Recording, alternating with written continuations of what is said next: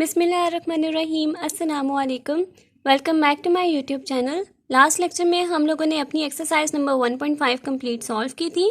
आज हम लोग पढ़ेंगे सॉल्यूशन ऑफ सिमिल्टेनियस लीनियर इक्वेशंस।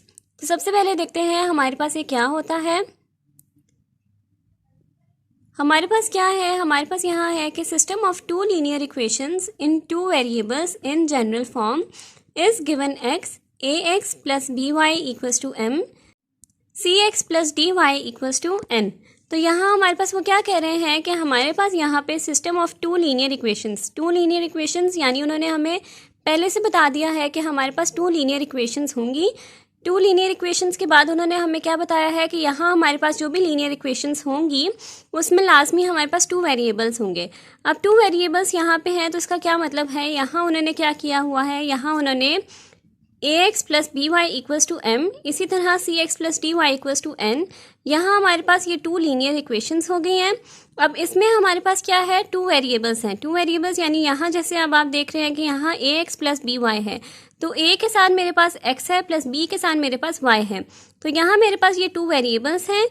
मेरे पास उन्होंने क्या कहा है, यहाँ उन्होंने कहा है कि मेरे पास a b c d m and n are real numbers. तो मेरे पास क्या है, यहाँ ax plus b y equals to m है, यहाँ cx plus d y equals to n है।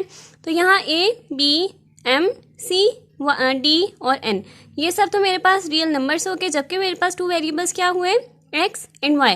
यहाँ पे भी इसी तरह cx प्लस डी वाई है, तो यहाँ मेरे पास वेरिएबल्स क्या हुए, x एंड y। तो मेरे पास ये दो जो मेरे पास लीनियर इक्वेशंस हैं इसमें मेरे पास क्या है, टू वेरिएबल्स हैं x एंड y, और मैंने यहाँ पे उसको रियल नंबर के साथ यहाँ पे रिप्रेजेंट कर दिया है। तो ऐसा सिस्टम जो मेरे पास होगा, उन्होंने लिखा हुआ है this system is called simultaneous linear equations, यानी ऐसा सिस्टम जिसमें मेरे पास टू लीनियर इक्वेशंस होंगी और इसमें मेरे पास टू वेरिएबल्स, जैसे ax प्लस बी वाई है तो मेरे पास यहाँ टू वेरिएबल्स हैं यहाँ पे, और मेरे पास कुछ रियल नंबर्स हैं उसके साथ मैं इसको रिप्रेजेंट करी हूँ। तो ऐसे सिस्टम को मैं कहती हूँ ये मेरे पास है सिमिल्टेनियस लीनियर इक्वेशंस। नेक्स्ट हमारे पास उन्होंने क्या कहा है, अब हमारे पास अगर कहा जाए कि हम लोगों ने यहाँ पे a, क्योंकि ये रियल नंबर है तो मेरे पास जैसे a है, b है, m है, c है, d है, n है। अब अगर मैं कहूँ कि ये मेरे पास लीनियर इक्वेशंस हैं, मेरे पास रियल नंबर्स हैं, इसमें a b m c d n ये मेरे पास रियल नंबर्स हैं, यानी इनकी कोई ना कोई वैल्यू तो लाजमी होगी, चाहे यहाँ पे 1 हो, 2 हो, 3 हो, -1 हो, -5 हो, कोई भी वैल्यू हो, यहाँ पे रियल नंबर्स तो होंगे। इन a b m c d n इन सब में तो मेरे पास रियल नंबर्स होंगे। अब नेक्स्ट मेरे पास क्या है, मेरे पास यहाँ पे टू वेरिएबल्स हैं, यानी x एंड y है। तो x एंड y की वैल्यू मैंने फाइंड करनी होगी, क्योंकि ये मेरे पास रियल नंबर कुछ नहीं है। यहाँ पे मैंने खुद वैल्यू फाइंड करनी है कि ये मेरे पास कैसी वैल्यूज़ हैं। ये मेरे पास कम्प्लेक्स नंबर आते हैं, इसमें रियल नंबर आते हैं, कोई भी इंटीजर वैल्यूज़ आती हैं, या क्या आता है, कुछ भी आता है। तो मैंने इन x और y की वैल्यू फाइंड करनी होगी। तो मैं इसकी वैल्यू किस तरह से सॉल्व कर सकती हूँ, किस तरह से फाइंड कर सकती हूँ, मेरे पास उन्होंने क्या कहा है, we discuss here the following methods of solution, यानी इन दोनों को अगर हम लोगों ने सॉल्व करना है, इनकी वैल्यूज़ निकालनी है, तो मेरे पास इसके टू वेज हैं। सबसे पहले मेरे पास है यहाँ पे मैट्रिक्स इन्वर्जन मेथड, और नेक्स्ट है मेरे पास क्रैमर्स रूल। तो मैं टू मेथड्स के साथ, यानी मैट्रिक्स इन्वर्जन मेथड मेरे पास एक मेथड हो गया, और इसी तरह मेरे पास जो क्रैमर्स रूल है वो दूसरा मेथड हो गया, जिसके थ्रू मैं x और y की वैल्यू यहाँ पे फाइंड कर सकती हूँ। अब सबसे पहले मैं अपना जो फर्स्ट है उसको मैं देखती हूँ। मेरे पास जो फर्स्ट मेथड है वो है मैट्रिक्स इन्वर्जन मेथड। उसमें उन्होंने क्या कहा है कि consider the system of linear equations. तो मेरे पास यहाँ क्या है, लीनियर इक्वेशंस, जैसे मैंने पहले बताया था ax plus b y equals to m है, यहाँ cx plus d y equals to n है। तो मैंने क्या किया, मेरे पास जो रियल नंबर्स थे, यानी अगर मैं इक्वल्स के साइड पे, यानी सिर्फ अभी तक यहाँ तक मैं बात करूँ, तो मैंने इनमें जितने भी रियल नंबर थे वो सब मैंने एक मैट्रिक्स बना दिया जो मेरे पास a b c d का बन गया।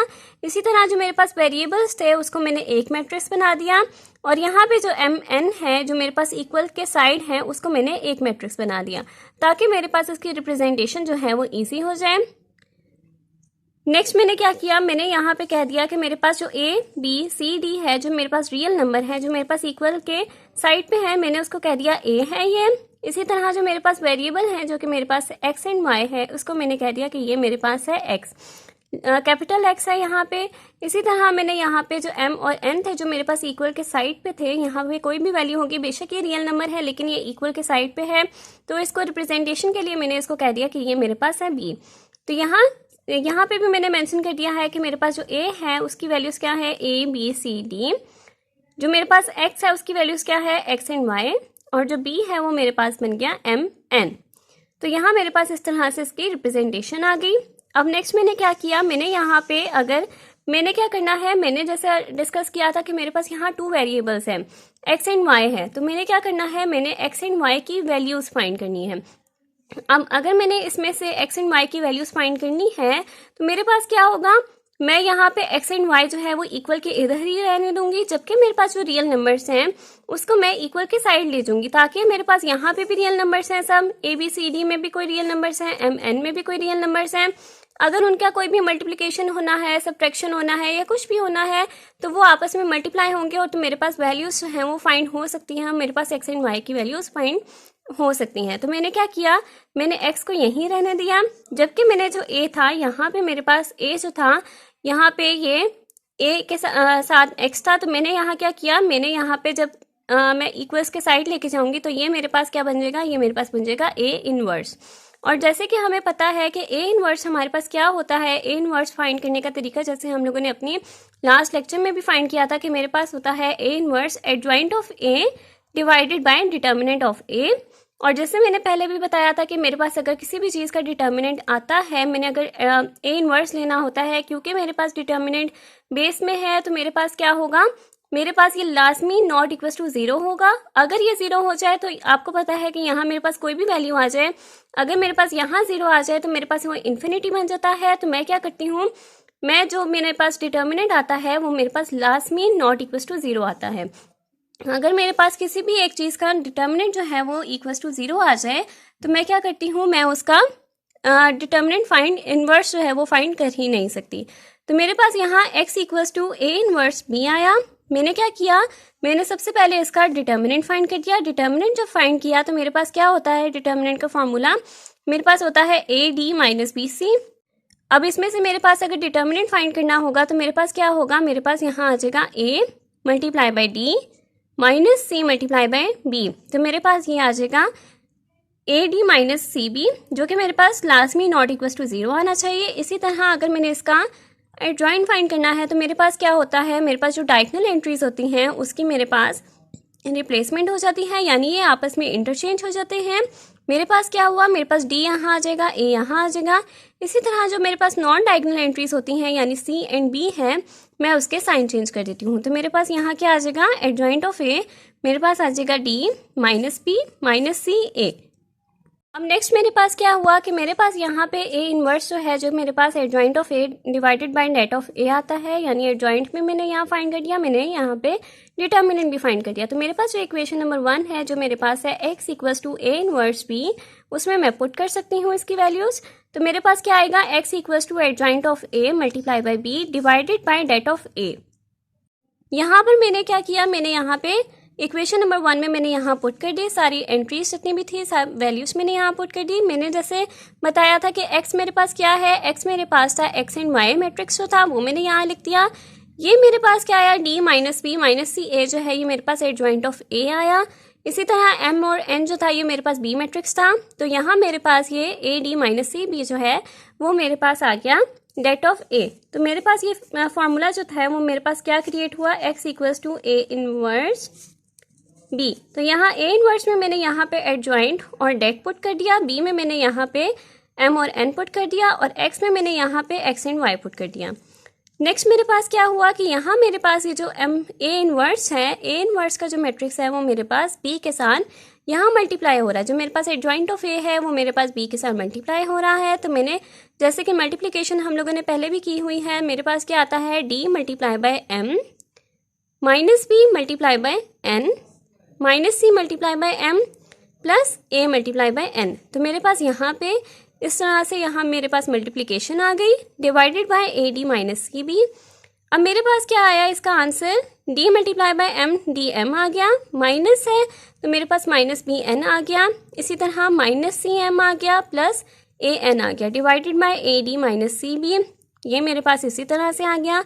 अब मेरे पास क्या है, अगर ये मेरे पास ये पूरा जो मैट्रिक्स है, इस पूरे मैट्रिक्स को, क्योंकि मेरे पास ए इनवर्स बी था तो मेरे पास क्या हुआ, एडजॉइंट ऑफ बी था, तो मेरे पास ये जो पूरा ए इनवर्स है वो मेरे पास बी मैट्रिक्स के साथ मल्टीप्लाई हो रहा है, बी मल्टीप्लाई के साथ ये पूरा ए इनवर्स जो है वो मल्टीप्लाई हो रहा है। तो मेरे पास क्या हुआ कि मेरे पास जो डी एम है माइनस बी एन है, जो मेरे पास फर्स्ट इसको मल्टीप्लाई करने के बाद आया, तो वो भी मेरे पास जो मेरे पास डिटर्मिनेंट ऑफ ए था उसके साथ डिवाइड हो रहा था, क्योंकि मेरे पास ए इनवर्स क्या होता है, ए इनवर्स होता है adjoint of A divided by det of A. तो मेरे पास ये पूरी जो ए इनवर्स है वो मेरे पास बी के साथ मल्टीप्लाई हो रहा था। तो इसका मतलब क्या है कि मेरे पास जो d m minus b n है डिवाइडेड बाय उसका a d minus c b आ सकता है। इसी तरह मेरे पास जो minus c m plus a n है वो भी divided by a d minus c b आ सकता है। तो यहाँ मेरे पास क्या बन गया, यहाँ मैंने इसी तरह इसको यहाँ लिख दिया, d m minus b n divided by a d minus c b.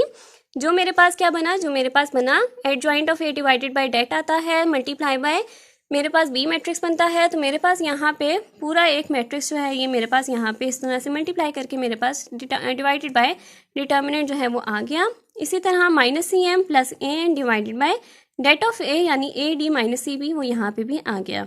अब अगर मैं इसको देखना चाहूँ कि मेरे पास ये एक वैल्यू बन गई पूरी और इसी तरह ये भी मेरे पास एक वैल्यू बन गई, तो अगर मेरे पास यहाँ देखा जाए तो मेरे पास यहाँ क्या बन रहा है, x की value d m minus b n आ गई divided by a d minus c b. इसी तरह y की वैल्यूज़ क्या आई, y की वैल्यू आई minus c m plus a n divided by a d minus c b, जिसको मैं माइनस सी एम है, अगर मैं इसको पहले लिखना चाहूँ तो पहले भी ठीक है, और अगर मैं बाद में लिखना चाहूँ तो मैं बाद में भी लिख सकती हूँ। तो मैंने क्या किया कि जो प्लस वाली चीज़ है उसको मैंने सबसे पहले लिख दिया, तो मैंने यहाँ क्या लिखा, a n minus c m divided by a d minus c B.